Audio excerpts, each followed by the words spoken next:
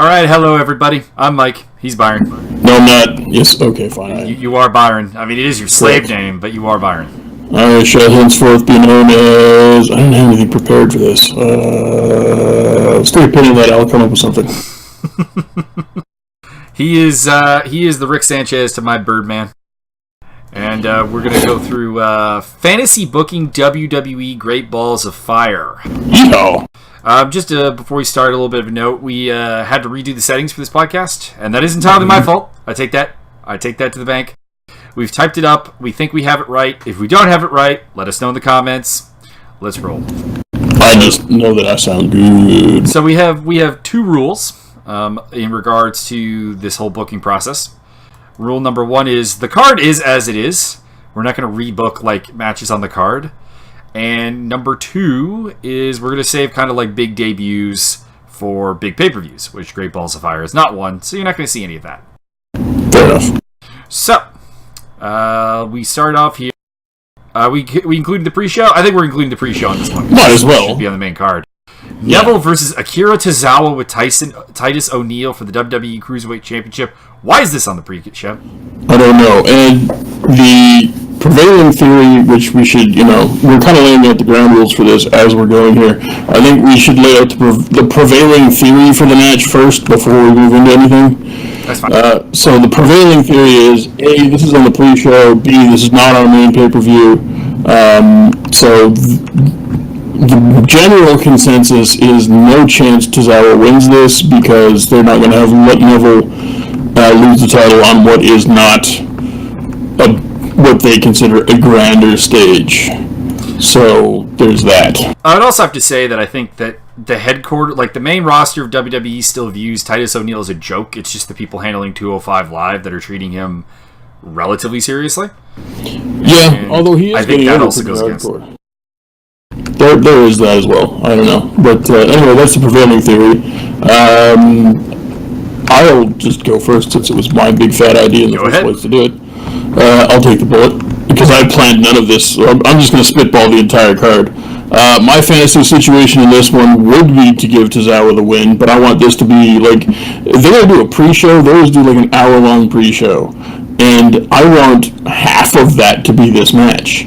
There's fantasy booking step number one. Give me a goddamn match to watch. I don't want to hear anybody talking about shucky ducky quack quack and just generally using industry terms and giving the whole show away.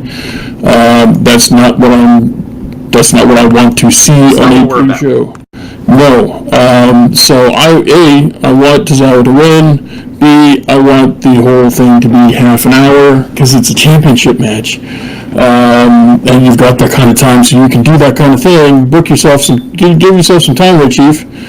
And I just would I don't want any shenanigans. I just want this to be a really goddamn good match. And with Tozawa coming out on top, Titus Brand gets a little gold, starts rolling a little hard, and we go from there. And maybe to kind of fantasy book a little bit more, maybe Titus has got himself a little bit of a VIP lounge with a few other names that he's trying to sign, hanging out at ringside the whole time.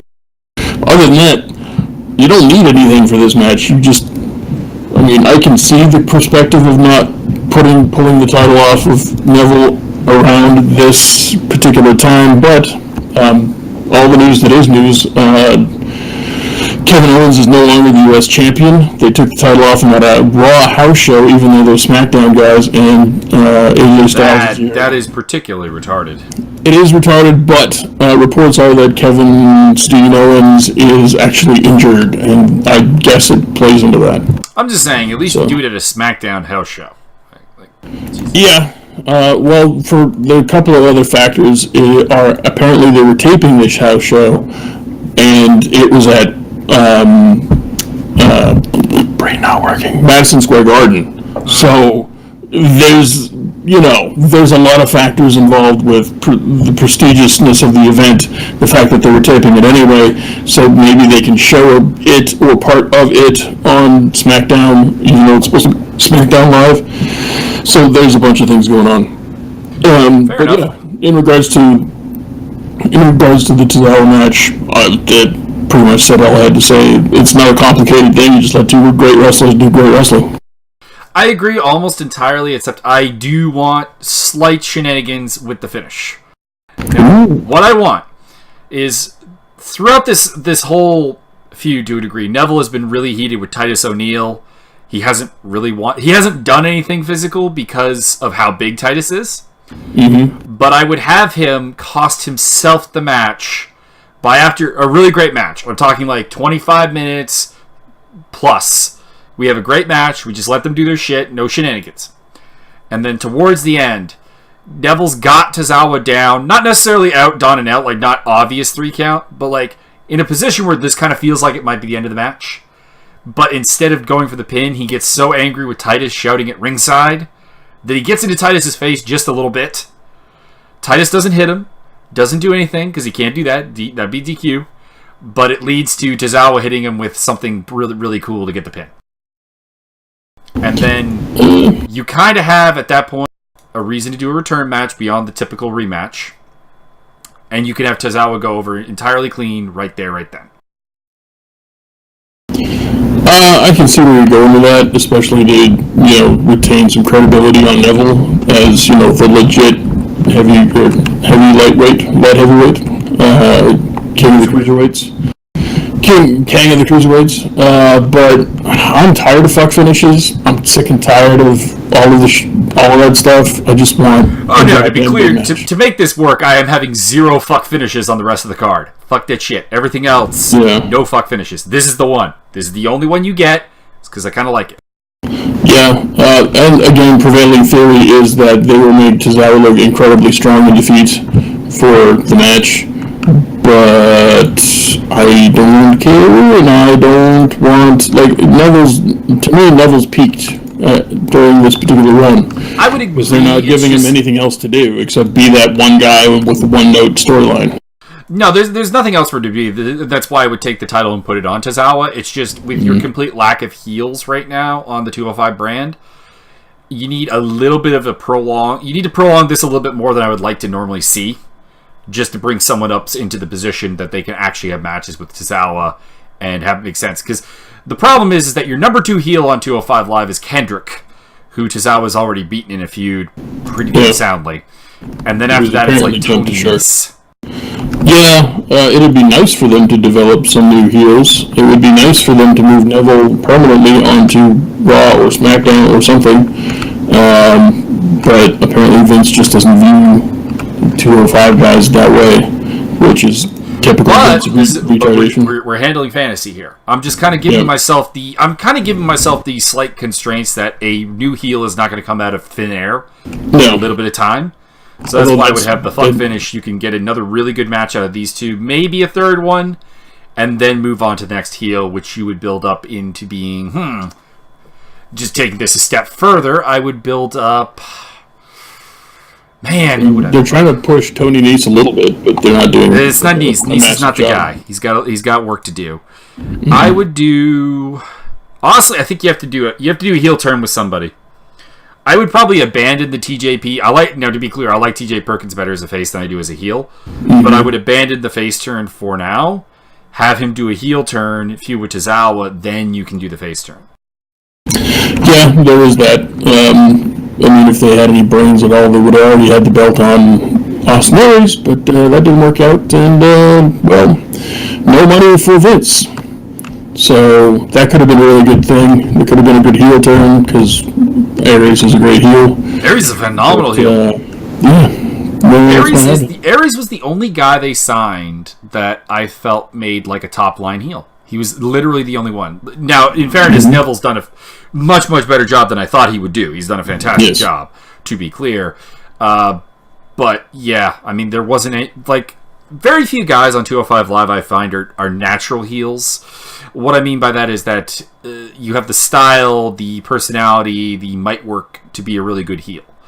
I think Gulak, to a degree, is a natural heel, but he's not a top-line heel. He's kind of like... He's the mid-card heel. He'd be if this weren't a 205 show, he would be the heel who periodically holds an Intercontinental title or U.S. title. He's not a world title guy. And the rest of them are really kind of faces. Aries was, I thought, the one exception to that. He was the one guy who I thought on the Indies and in Impact made a far better heel than a face. That is correct. And now he's gone. So, fuck. So, anyway, all right, that's the Cruiserweight match. Yeah, that's pretty much... That went a little bit longer for something that I thought was real simple. They've got Brock Lesnar, Samoa Joe listed here, number 2. You want to do that, or are we just assuming that's... Yeah, that's totally the main event. Oh, I know. It doesn't really matter. We're just looking at the pre-show lineup for the card on Wikipedia. Yeah. So they have Neville listed, then Brock, then Roman, then Alexa, then blah blah blah. Anyway, let's just run down as it has here. People can sort it out for themselves. Who cares? All right, I'll go first with Lesnar and Joe. I'm going to have Joe go over. Yeah. To be clear, he's not going over. Lesnar's winning this match in real life. That's the prediction. It doesn't make any sense to do it that way, so that's the way they're going to do it. But my fantasy, well, it does because they want Braun Strowman to take the belt off Lesnar. Yeah, I guess. But yeah, I would have Joe go over here because, one, I think it's time for a Lesnar face turn. I really do. I think it's time for people want to cheer him, let them cheer him. So, and I think a part-timer works better as a face because at least you get the part-time face pop, whereas as opposed to a heel. So, having Joe go over here in honestly brutal fashion, I want to see him choke him out with the Coquina Clutch. Yeah. Like a TKO technical submission type deal. And the referee has to stop it. That way you engender a little bit of sympathy on Brock. Not a ton because he's Brock. I don't think you can get a lot on Brock. But you get a little bit. Asshole. You get that sprinkle of sympathy. You get him to turn face, and we can also take this feud for a little bit longer.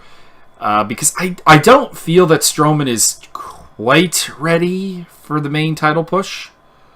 There's just a little something lacking. He's done a fantastic work. Like, if I never thought Braun Strowman would be this big of a deal.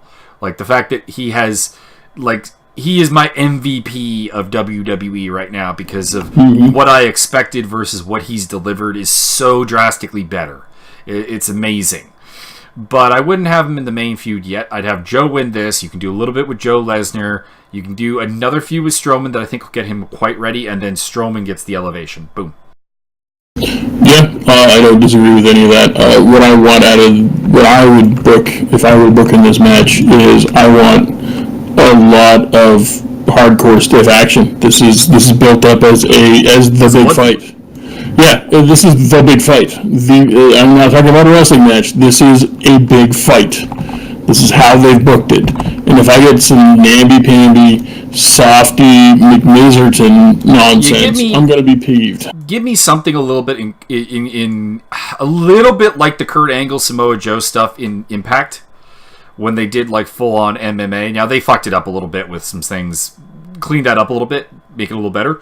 But something in that mold would be fantastic. Exactly. So I want a knockdown, drag-out war of attrition that, you have to be able to weather the early storm from the big man, and then you take the big man into deep water, where traditionally he has not done well, and I'm talking about real life, not just wrestling. So this match needs to go 25 minutes plus, and it needs to be fucking savage. This is the longest match on the card. Yeah, absolutely. Outside of the 30-minute Iron Man match. We'll get to that. Yeah, why 30 minutes? Why not just 10? It's retarded. 30-minute Iron... 10 minutes. We'll just say it right now. 30-minute Iron Man is retarded. 10 minutes. No, man, you just need 10 minutes. Vince is totally convinced we can totally get this done in 10 minutes flat. It'll be fine. Anyway, this needs to be a knockdown, tryout, war of attrition until only Joe is standing. And quite frankly, I wouldn't put Braun Strowman anywhere near this feud for a long time. Like you said, he needs a little bit more time before he's that guy. And give Joe a run with the title. Let Joe be your new top guy, and then you don't have to pay Lesnar so much because you've got a top heel that's actually savage and brutal and can do most of the things Brock can do, if not more. Oh wait, a lot more. Also, the thing with Strowman is I want to see what he does in a feud with someone that's not Roman Reigns. Yeah, I want to see what the crowd reaction is to that, because I feel some of Braun Strowman's current pop is "We hate Roman." Yes, absolutely. So let's have a quick peek behind the veil and see what happens when you take Roman out of the equation. Exactly, yeah. And so, yeah, I would definitely book this as the new coronation of your top Savage heel. And if that's not what happens here, it's because Vince is very short-sighted and doesn't know what the hell he's doing anymore. He barely knows how to make heels. He's never known how to make faces. And he's totally accidentally found every face he's ever had. Yeah, well, I mean, Austin was never meant to be anything. He was never meant to even be... CM Punk, never anything. John Cena wasn't even meant to be anything. Yeah, John Cena was supposed to be like a one-night thing. It's pretty sad how he doesn't even recognize his own top talent. But this needs to be the new coronation of your new top heel. That's what it needs to be. And that's what I would have done. It won't be. Lesnar will win, but we'll move Waste on. of time. Matchup number 3 on the list here is Roman Reigns, Braun Strowman. Take it away, Mr. Byron. Well, this one needs to be the coronation of your next new top heel. This needs to be Braun Strowman absolutely just destroying Roman Reigns for a couple of reasons. A, you need to garner some sympathy for Roman because no one has any sympathy for him in the entire world. Nobody cares. Because we know Roman Reigns is going to show up next week, fresh as a daisy, no problems. They're going to say, oh, maybe not. Maybe they'll say, oh, Roman Reigns isn't here this week. He's got 3 separated shoulders and 8 dislocated hips, and he's had to have all of his ribs replaced with fish bones, and we're never going to see him again. He's basically a jelly in a jar now, and maybe they'll have to remove his brain and just kind of put electrodes on it, and then like 20 minutes later he jumps out of the curtain and attacks Braun Strowman and then beats him down for no particular reason. So this needs to, the way I would book it is just a savage beatdown for, 10 minutes, and then pack him in the ambulance and we don't see Roman for... I know Vince wants him to win the title at every single pay-per-view for the rest of his life, but I wouldn't even have him at SummerSlam. I wouldn't bring him back until Survivor Series. Just to... at that point, people would actually pop for him, and people would actually be kind of, oh, shit, Roman's back. What the hell? Not, oh, yeah, Roman's back. We knew that was going to happen. He got the shit kicked out of him, but no one ever, he's probably going to get the shit kicked out of him and still win, because that's what the hell they booked Roman. But that can't continue to happen. Like I said it about WrestleMania, this guy's career's over, because Vince doesn't know what he's doing and can't book him. And the crowd hates it.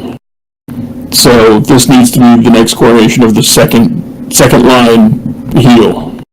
I agree with all the above, except I honestly kind of want to take Strowman in a face direction, surprisingly enough. Well, they can totally do that with this. I think you go Savage face style, and the man who takes out Joe is actually Strowman down the line. That's how I'd see this. Other than that, I would use this beatdown actually as a way to turn Roman Reigns heel. I would have it him get beat the shit out of here, and then everything you said, like he's off TV for a long time, real long time, outside of maybe a couple of little vignettes of like him trying to recover, sort of like they did with Seth Rollins. And you bring him back, and he becomes what I think the fans want him to be, which is he's fucking angry with the fans for always booing him. That'd be fine. They'd come back in Survivor Series, cost the big baby face a big match, or just like beat the shit out of a bunch of faces backstage. Oh, it's Survivor Series. He could take out like 4 dudes. He could wipe out a whole Survivor Series. And the beauty of this is that you don't even have to really change Reigns' character for the heel turn. Just have him do what he's doing now. Just have him be angry. All he has to do, instead of what he's doing now, all he would really have to do is just wait for the crowd, let him do it for a little while, and just go, shut up! Or even just like enjoy it, like bathe in it. Yeah. Do like the louder like symbol with your hand as they're booing, louder. That would be fine. I mean, I would continue, if I could just continue the fantasy booking angle, if we're going to bring him back in Survivor Series, I'd have him wipe out a whole team of faces and just, like, wreck all kinds of shop, cause a lot of problems on his return. But you can even revisit this Braun Strowman feud down the line with Strowman as the face and Roman as the heel. Yeah, exactly. Looks like, let's just do this the right way. So much good stuff. Exactly. But they won't. Roman Reigns will probably win this ambulance match.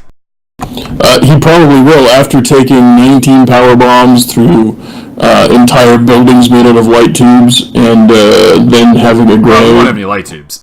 Then they'll stuff a grenade down his throat and set it off, and then he'll just somehow or other they'll fuck up the rules, and he'll get the pin win instead of the ambulance match win. All right, then we're on to the women's title match: Alexa Bliss versus Sasha Banks. I would have Bliss going over here. My reasoning is I want to see Nia Jax take the title off of Bliss and kind of go on a face run. So less to do with me like wanting to see Bliss with the title for a particularly longer period of time, and more with who I want to take the belt off of her. And I want Sasha Banks to begin a heel turn, feud with Bayley a little bit. Then Bayley takes the title off of, Banks takes the title off of Nia Jax, and then we get Bayley versus Sasha Banks properly built up at Mania with Banks as the heel champion. That could work. I would have Banks go over here because you need to reestablish the title as meaning anything. Right now, it's back to meaning nothing. It might as well be the Divas title. I think you can do that to a degree with Bliss winning this, like a really good match here, and do it clean. I haven't seen any evidence of the fact that she can have a very good match. She's had some really good matches. I've never seen any of them, and if I have, I didn't consider them very good. I think between these two, you could get 3.5 to 4 stars. You know what? I'm looking forward to seeing it. I would love to see that happen tonight. I would love to see a great match, regardless. To be clear, we're not getting that tonight because they're not going to let them have a good match. Yeah, but Alexa Bliss holding the title doesn't mean anything. It's kind of like, honestly, it's kind of like Kevin Owens being the U.S. champion. Nobody gave a crap. He never defended it. He didn't do anything with it. It didn't mean anything. They didn't let him do anything with it. They threw him into a group feud thing. They were doing okay with Owens as U.S. champion for a bit, but then, we did get the mess with the Money in the Bank, where he jobbed out without losing the title a couple of times, and they fucked that up. But I would have Banks go over tonight. I would push her as like a credible actual champion defending an actual title, and you can do anything with that. You can turn her heel. You can turn her. Like you can get the title. She can get the title and say, and just go, you know what? I'm the best. No, you can beat me. Not even Nia Jax can stand up to me. Blah blah blah blah blah. And then you can have her go heel to just doing that, and you can have Nia Jax do a face turn just based on she's got a great goddamn smile. People goddamn like her, and she's showing great progress. And she's not good at trying to be menacing.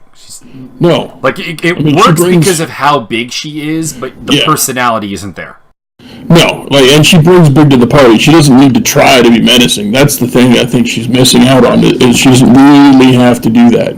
She can just show up, and she's instantly bigger than almost everybody. Like, every female I on the roster. compare her to a degree to Awesome Kong or Amazing Kong, depending on how you know her as, or Karma, if you know her from WWE. The difference is that Kong was good at appearing to be a scary bitch. Like, it wasn't just that she was big. She looked mean. And that's kind of what's missing from Jax. Apparently she's a real nice person. No, every shoot interview I've ever seen of her, perfect, amazingly nice person. She's just very good at pretending to be very mean. Yeah, but I think she does have a mean side, just because there's a couple of backstage fight stories about Kong that make me think that while she is a nice person, there's a little bit of a dark side there. Yeah, I would essentially do what you want to do, but I would do it the other way around. I would just put the title. I'm tired of seeing non-champions. I was actually really tired of Kevin Owens, and I'm a big Kevin Steen fan. So I was tired of him holding a title and doing nothing. I'm tired of Alexa Bliss holding the title and doing nothing. I'm tired of The Miz holding the title and doing nothing. I'm tired of Neville's the only one defending a fucking title. I'm tired of Lesnar holding a title and doing nothing. Yeah, it's admittedly the problem. And I suppose I could also see that you really... But he's at least defending his goddamn title. You really need to get some face champions, because I was thinking... Not just the other day, I've been thinking kind of repetitively, because this came up... We had an individual on one of our podcasts who was really unhappy with our thoughts on Naomi. And had some good points. He had some good points, but I think the negativity, at least on my end with Naomi, is that it's not that she doesn't get a pop, per se, because there's a little bit of one. But this is your only full-face champion. Her pop needs to be enormous. It needs to be massive. So I would say that this card needs to get us some face champions. So I would not have a problem with Banks going over in any way. I have more faith in Bliss than you do. I think that maybe is the biggest difference in our things. Probably, but hey man, one match can turn me around. Yeah. All I need to see is one quality goddamn match, and I'm on your side. But I haven't seen that. Maybe they haven't given her the opportunity to show anybody she can wrestle, because they've always had her with Nia Jax. But show me something. Well, they had her with Bayley for the longest time, and unfortunately, the problem is that they booked Bayley just so badly that even the people feuding with Bayley come out bad just from feuding with Bayley. Yeah, it's not good. So I would definitely have Banks win, hopefully in a very good match. If not a very good match, then please a very short one, because I don't need to see a long, not good match. No, I think that's always the case. I don't want to see a crappy match for 10 plus minutes. I don't need that. Then we move on to Seth Rollins and Bray Wyatt. You're up first with this one. I just want this to be over. Can we either over or give me something, dude? I mean, this has been... You were criticizing Enzo for lack of content during his promo. Oh, this is 10 times worse. This is no content for an entire feud. My fantasy booking on this one would be that Bray Wyatt beats Seth Rollins in very convincing fashion, and then takes him away on not a stretcher, but maybe they pull a creepy buggy down to the ring and load him into it, and they take him away. Or just have him disappear Undertaker style. No, I'm bored with that. Fair enough. Maybe a creepy horse and buggy or something like that, or maybe he's got some acolytes hauling a thing, Undertaker style. And then they take Roman Reigns away, and we don't see him until... You mean Seth Rollins? Sure. I want both, but in this particular match, we're talking about Seth. Listen, they're both greasy edge clones, and I don't really care. So, take Rollins away. I understand that he's your cover boy, so he's going to win the match tonight, and he's so precious. But he's got no character. There's no reason for him to be out there. He's just a promo. He's a poster at this point. He's not a wrestler. He's not a personality. He doesn't even have his own gimmick. So he needs to go away. I would repackage him with Wyatt, because they're both kind of, you can work an angle where they're both kind of part of that whole shenanigans, and then you can start rebuilding the Wyatt family. To further book the Wyatt family, the way I would do it is I would definitely put Bo Dallas in with him. So what I would like is for Bray Wyatt to not have to wrestle, because he is this god figure. They're building him up as this godlike figure. He's the eater of worlds and all this stuff, even though he never gets to win any matches. So don't put him in matches. I want Bo Dallas to be sort of the slick suit-wearing evangelist, proselytizing for Bray. Bray does his own talking as well, but we get Bo Dallas really doing the slick preacher thing. I want to see big pinky ring on there. And sunglasses. Brother Love. No, don't go Brother Love. Not as corny as Brother Love, but to a degree channeling a serious, darker equivalent. Yeah, but then he also needs, you can grab other guys who aren't doing anything. You bring Curtis Axel with you, and Curtis Axel gets to be sort of church enforcer or something, or the Inquisition. That's what you need. You need to get the Ascension now becomes the Inquisition, and you've got some muscle. You've got an evangelist. Maybe grab a couple more guys, and you got yourself a hell of a faction going on, and you've got like the new Ministry of Darkness, and it would make sense and not suck. I would use this match to end the Seth Rollins face experiment. I believe Seth Rollins could be a face, but he's not delivered anything on this face run. Just absolutely nothing. He was better as a heel, as much as when he was a heel I thought he would be better as a face, but the way they are currently writing, the answer is heel. I would have him go heel, and Bray Wyatt has a face reaction. Let him be a face. He can be a crazy, however you want to tell it. You can make the Eater World thing's a legitimate thing, or you could just have it be a drug explanation. I would be fine with both, and do the face switch around here, because Bray has one of your biggest face pops. Let him be a face. Let him get pushed. Let him win matches. And yeah, I would agree. At some point, rebuild the Wyatt family, but I think that's after a face run in my scenario. Yeah, I wouldn't be disagreeing with that really at all. But I would like to see. I just want to see I want to see a payoff for Bray, and he's put in all of this work, and they've built him up as this messianic sort of.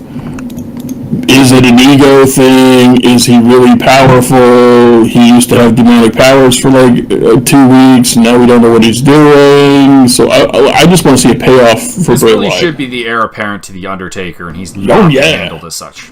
Yeah, this guy, he should have been evidently taking over for the Undertaker a year ago. And that should have been just the thing that everybody knew that he's honestly the guy who I would have had end the streak. Mm-hmm. Like I don't have a problem with Lesnar ending the streak, because it's incredibly believable. Like, full stop. My problem was that it didn't do anything for Lesnar, whereas it would have done something for Bray Wyatt. Yeah, you just have him over like a titanic struggle of powers, and one overcomes the other. But Bray Wyatt. If they're going to salvage anything out of Bray Wyatt, they need to do it now. The realistic answer is Seth Rollins is going to win.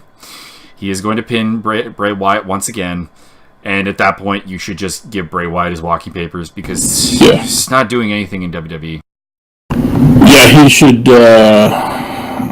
see, the problem is that I guess Ring of Honor would be his logical port of call. Because, or Lucha. I would love to see him in Lucha Underground. They could make billions of dollars with him in Lucha just cutting heck, I have an idea.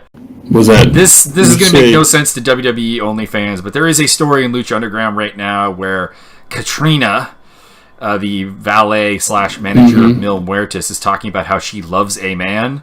Yeah. That it's not Mil. This is to do with her talking to Jeremiah Crane, who loves her. Have Bray Wyatt be the man. Oh, real talk, that would be the best thing ever. But just touching on that storyline, I hope it's Phoenix.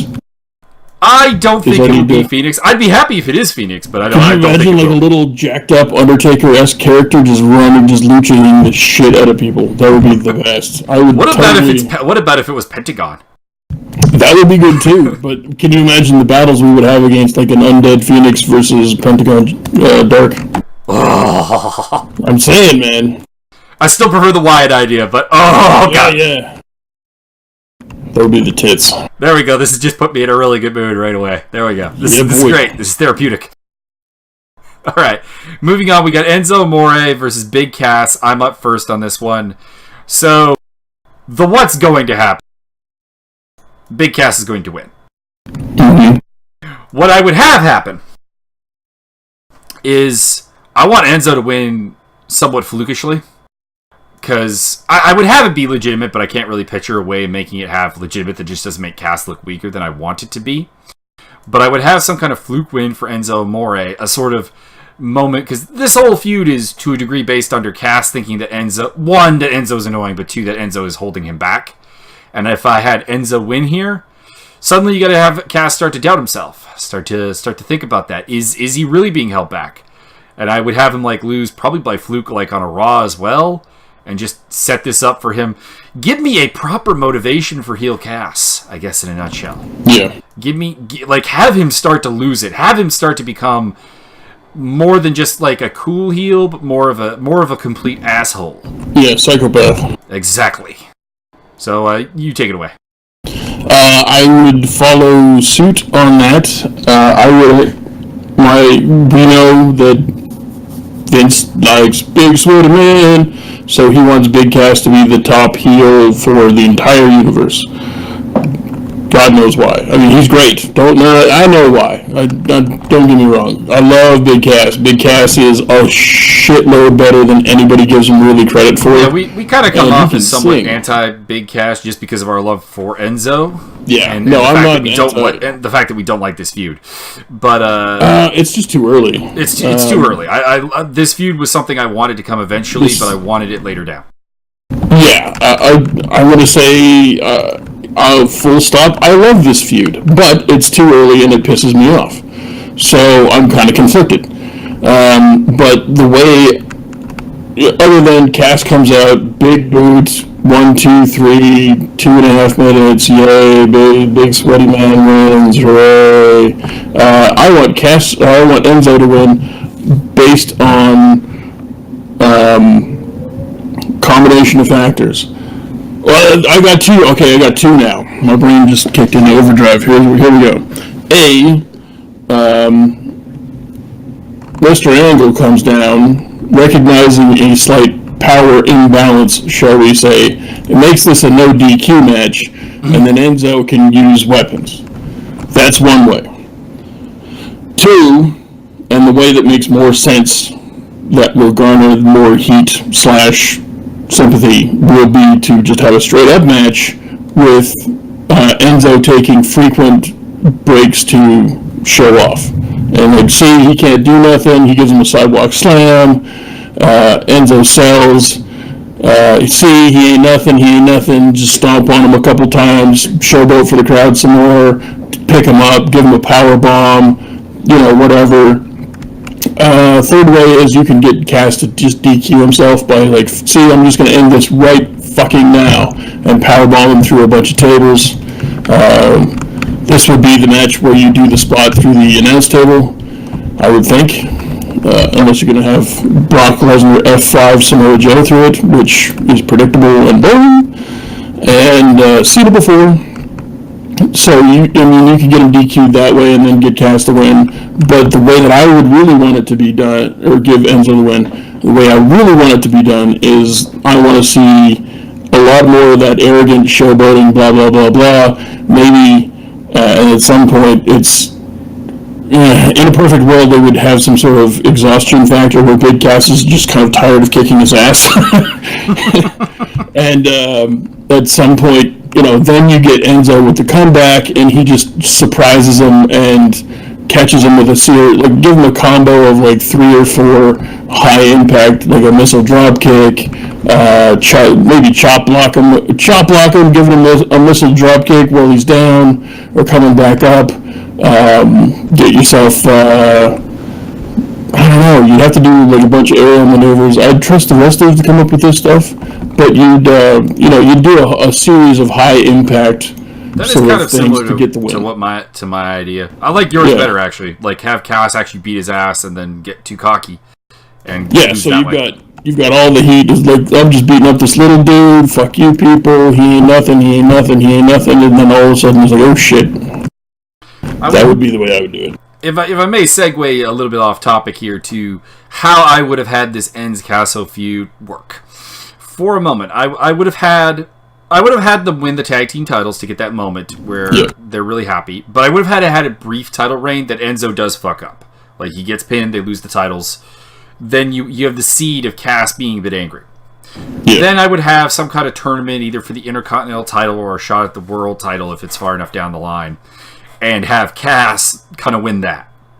Go on, win a singles title of his own, have Enzo as his manager for like a little bit, and then at some point be like, there's something that this title has taught me, Enzo. I don't need you. Yeah. And then we do basically what we've done here.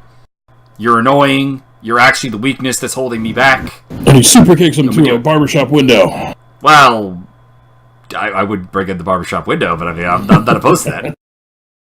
But yeah, I would have it do that way. Like and in the other world, I would have it just, you know what? If you really think Cass is a single star and Enzo can be manager. I don't. This kind of goes back to my whole thing: is you don't have to break up a tag team to have a single star. You just honestly don't. And WWE has shown this in the past. Like Shawn Michaels and Diesel did eventually break up, so perhaps a bad example, but there was single success before the breakup. Mm-hmm. Do something similar here. Yeah, they definitely have rushed this, and I don't like that. But Enzo and Cass have proven time and time again that they are where the money is, not necessarily just Cass, not necessarily just Enzo, but these guys playing off of each other or doing things with each other are where it's at. And that's really, really prevalent in this and really, really obvious.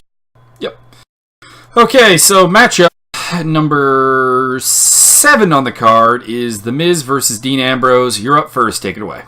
Jesus, Fluffy and Scruffy are at it again. Wow.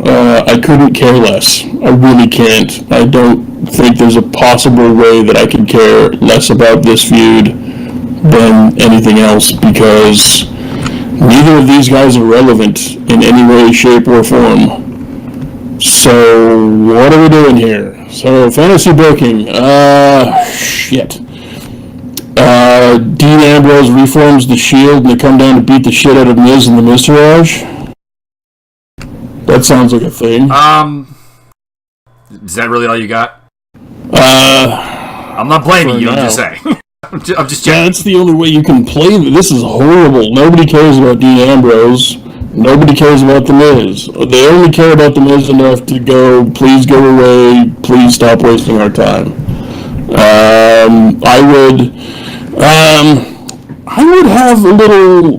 Well, I would have Dean bring a couple people down if he just he's crazy. Yeah, I mean he's crazy, not stupid. So bring somebody, but other than that, maybe he can get the Miztourage to turn on to his side, and then we get a cool kind of edgy faction rather than a boring authority suit-wearing faction which nobody wants to see. That's about all I got for this, because I really don't care at all about this feud. So, I would have... To be clear, I don't like Miz as Intercontinental Champion, but I would have him go over here. The reason is, as much as I'm a fan of Jon Moxley and Dean Ambrose, who are the same person... What? Dean Ambrose has largely failed to interest me as champion. Be that as the WWE champion during his brief run there, as the Intercontinental champion, or as the US champion during his tenure in WWE. So I don't want him near a title until they can figure out why that is. Why does Dean Ambrose become so boring as a or as a champion, I should say. So I would have Miz go over here, and then lose his absolutely next feud, get the title off him pretty much as soon as possible, but to someone who I'm confident will carry the Intercontinental title belt and give me something good. That is not Ambrose right now. I would also possibly do something with Maurice turning on him later on down the road, but I would not have it be to side with Ambrose, because I don't think that makes any sense. He's crazy. Maurice is not supposed to like crazy men. She's married to the Miz. But she wants a bit of the bad boy. You can do bad boy without crazy. Let's put it that way. That's true, yeah. That's absolutely true. Yeah, I just want this feud to end. The better outcome is Miz with the title, because Ambrose as champion has proven to be boring. So figure out your shit, put it in a nice knapsack, and then do something with Ambrose. I don't really need it to be now. Yeah, I don't disagree. I really, really just want this feud to end so that I can stop. Literally the only entertaining part of this feud for me has been watching Ambrose do random shit. Like, the bear suit was fantastic. I've enjoyed the Maurice-Miz interactions, actually, with Maurice being pissed at him. That was actually reasonably well done. Yeah, I guess, but it really didn't hold my attention. I mean, he get slapped in the face for fucking up a clock. Yay! It didn't hold your attention, I think, because they abandoned it before it really could become meaningful. Because they basically already had to make up without really any reason. Well, then that stuff happens. Yeah, but I mean, if we're going dramatic, go dramatic. Yeah, but I don't care about this feud. I don't know why anybody would care about this feud. They already had this feud. They literally had this feud. What, 4 months ago? Yeah, there are people I never want to see Ambrose feud again with, and they are The Miz and Dolph Ziggler. Yeah. I would like to further fantasy book Mr. Ryan Joxley. I would turn him loose. Like turn the madman loose. Let the madman do madman things. Have him be a madman. Let the madman let the madman out.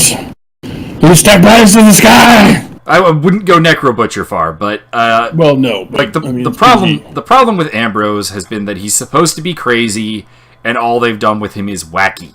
They've convinced themselves that wacky is crazy, and that's not the case. It doesn't play that well. And I think he's too cool to be crazy. He is rather a cool guy. He's very relaxed. He was very good on commentary, distractingly so, and. I just want to see him, if he's going to do crazy, have him do like really methodical Joker crazy, or I don't know, but he needs to, like, the goofy wacky thing isn't him. He needs to be relaxed. He needs to kind of have a plan of madness, maybe, or something. I don't know. Maybe saddle him up with. He needs to go back to being John Moxley. I don't mean just like a name change. I mean just bring back the gimmick, because it was what WWE's trying to do, but it actually worked.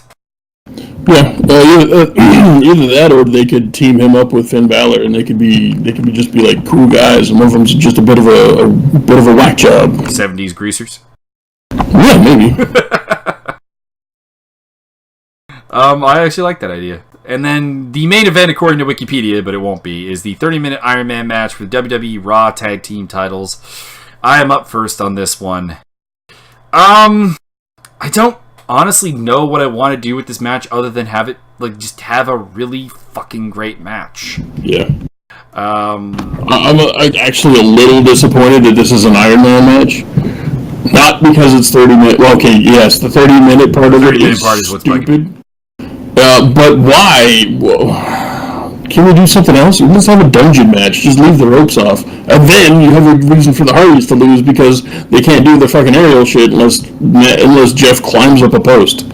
Well, I mean, the Iron Man match gives you that kind of excuse because Sheamus and Cesaro are these, like, you know, proper warriors sort of deal. Their series of matches were fantastic and really long. So there's a lot of reasons here for Sheamus and Cesaro to be able to win, and I would have them go over.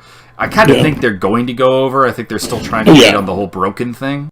Yeah, I would say they're definitely going to retain the titles. There's no real reason to take it off them, and that's the way, frankly, I would book it. But as for Miz Ambrose, I have no idea what's actually going to happen because, frankly, the storyline has been so botched that I don't trust it to have any semblance of logic.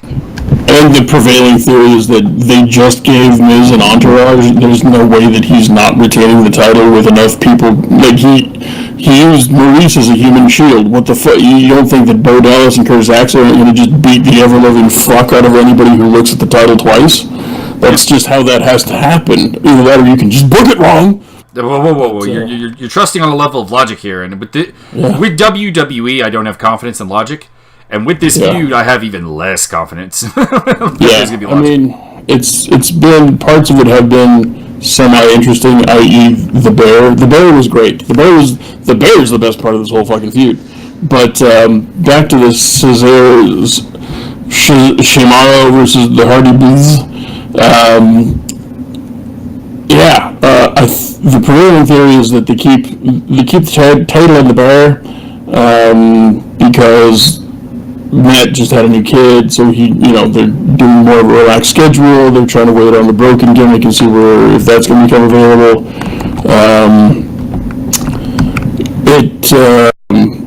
Yeah. So, but the way I would have them do it is I would scrap this Iron Man match bullshit. Or if we really have to do this Iron Man shit, I don't want the Hardys to get a single fall. Not even one. I want Sheamus and Cesaro. Can we just call them something else? This is garbage. The bar. Sheamus, the bear. Hey, let's go down to the bear.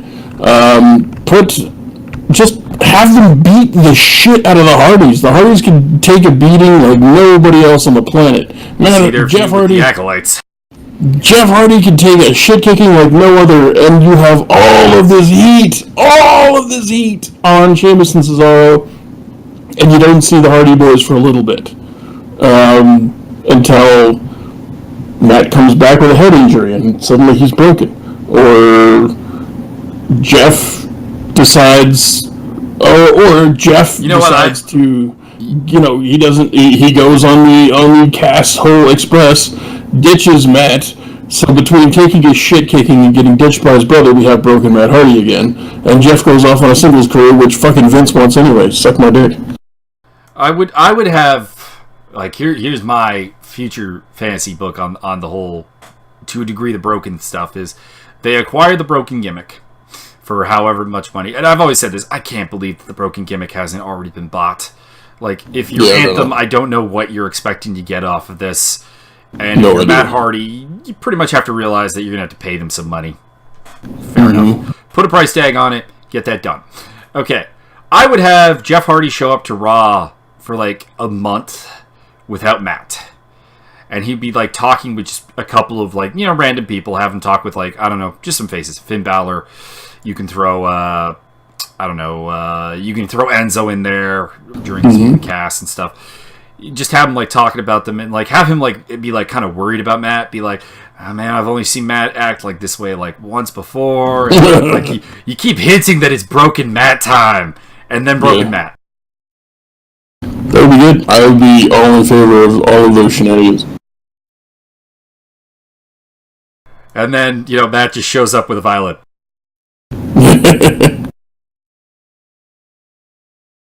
So yeah, that's what I would do. That also, please settle this whole broken gimmick thing soon, because it's dumb on both sides.